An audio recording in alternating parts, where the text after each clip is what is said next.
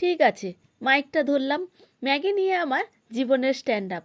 নমস্কার বন্ধুরা, আপনাদের সামনে আজকের টপিক ম্যাগি, মানে বাঙালির জাতীয় এমার্জেন্সি খাবার।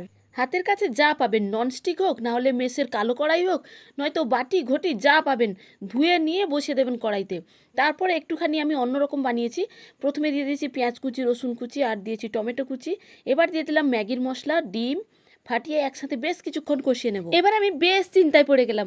প্যাকেটে লেখা আছে 1.5 কাপ জল, তো কাপটা কি কাপ ধরবো?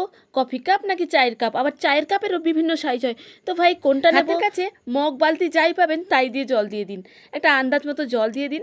আর তার মধ্যে এবার দিয়ে দেবো স্বাদ অনুযায়ী নুন আর জল দিয়ে তাকিয়েই থাকুন, যেন প্রেমিকার মুখ থেকে হাঁ শোনার অপেক্ষায় তাকিয়ে রয়েছেন।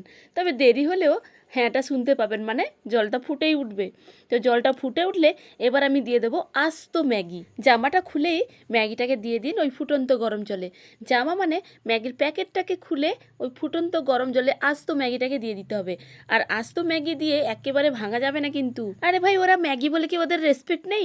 ও নিজে থেকেই ওরা এমনিতেই গলে যাবে, যেমন আমরা স্যালারি পেয়ে 7 তারিখের মধ্যে গলে যাই। যারা ম্যাগির মশলাটাকে আগে দিয়ে দেয় তারা হচ্ছে প্ল্যানার, আর যারা পরে দেয় তারা ভাই কিন্তু আর্টিস্ট। তবে আমি আজকে আর্টিস্ট হতে পারিনি, আমি আজকে প্ল্যানার। আমার কথা নয় কিন্তু, প্যাকেটই বলছে 2 মিনিটস নুডলস, কিন্তু 2 মিনিটে আমার ফোনও কিন্তু আনলক হয় না। আরে মশাই দাঁড়ান তো, অন্তত পক্ষে 4 মিনিট লাগান। জল বেশি শুকিয়ে যদি যায় আর একটু জল দিয়ে দেবেন। আর চিজ দিলে ভাই বড় লোকের ম্যাগি, তো আজকে আমি দিয়ে দিলাম ডিম ভেঙে। আর ডিম দিলে কিন্তু বলে জিম ভাইয়ের ম্যাগি, তো আজকে আমি জিম যদিও করি না, আমি ডিম ভেঙে আজকে ম্যাগি খাবো। এবার আর তর সইছে না ভাই, জিভে জল চলে আসছে, আমি ঢেলে ফেলেছি। এবার আমি চামচ লাগাবো না হাতা লাগাবো কিছুই বুঝতে পারছি না। শেষে আমি একটাই কথা বলতে চাই, ম্যাগি খাবার না ভাই, ম্যাগি হলো ইমোশন, পরীক্ষার আগের রাতের ভরসা আর ব্রেকআপের পরের থেরাপি।